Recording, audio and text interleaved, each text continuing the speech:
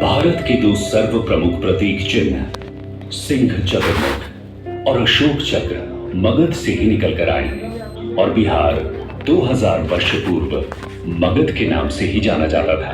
लेकिन बिहार का चिरस्थायी योगदान इन प्रतीकों से भी कहीं ज्यादा गहरा है। हमारी आज की शासन व्यवस्था, धर्म, कला और इस्तेमाल में आने वाले सिक्के भी गौरवशाली बिहार से ही प्रभावित हैं।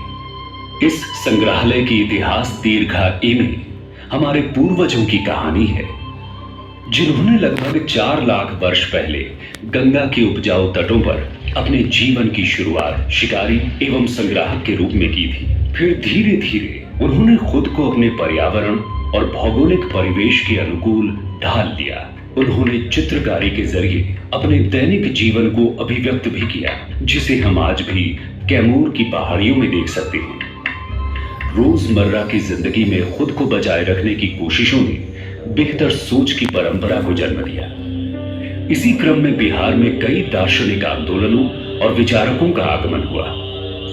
लगभग 2500 वर्ष पहले महान आध्यात्मिक गुरु के रूप में गौतम बुद्ध आए, जिन्होंने बौद्ध धर्म की नींव रखी। इनके समकालीन महावीर को जैन धर्म का 24वां और आखिरी तीर्थंकर माना जाता है। भगवान महावीर ने यही जैन धर्म के सिद्धांतों के उपदेश दिए। गौतम बुद्ध और महावीर के उपदेशों ने आगे चलकर भारत और विश्व की सामाजिक एवं धार्मिक व्यवस्था पर एक गहरी छाप छोड़ी। इसी दौरान मगध एक प्रभावशाली राजनीतिक क्षेत्र के रूप में उभर कर आया तथा चंद्रगुप्त मौर्य द्वारा स्थापित शक्तिशाली मौर्य साम्राज्य का केंद्र बना। चंद्रगुप्त मौर्य के प्रमुख सलाहकार चाणक्य ने साम्राज्य के सुचारू एवं सफल संचालन हेतु एक शास्त्र की रचना की, जिसे अर्थशास्त्र के नाम से जाना गया। ये आज भी उतना ही प्रासंगिक है।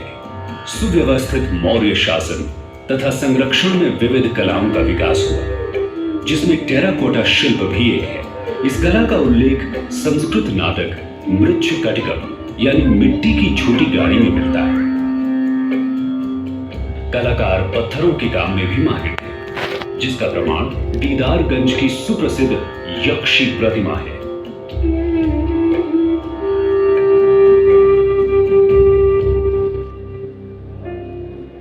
वर्तमान पटना के कुम्हरार नामक स्थल पर खुदाई के क्रम में एक 80 स्तंभों वाला सभागार प्रकाश में आया है। ये मौर्यकालीन वास्तुकला के लकड़ी से पत्थर की ओर विकास को दर्शाता है। आगे जाकर सम्राट चंद्रगुप्त के पौत्र सम्राट अशोक के कारण बिहार के इतिहास में एक उल्लेखनीय परिवर्तन हुआ। सम्राट अशोक कलिंग युद्ध में विजयी होकर भी निराशा और ग्लानि में डूब गए। युद्ध में हुए रक्तपात के कारण उन्हें एहसास हुआ कि हिंसा निरर्थक है। इस कारण उन्होंने बौद्ध धर्म अपनाया और उसके सिद्धांतों का प्रचार प्रसार अपने साम्राज्य के अतिरिक्त बाहरी प्रदेशों में भी किया। अशोक ने अपने पूरे साम्राज्य में शिलालेखों पर समाज कल्याण के आदर्शों को अंकित करवाया।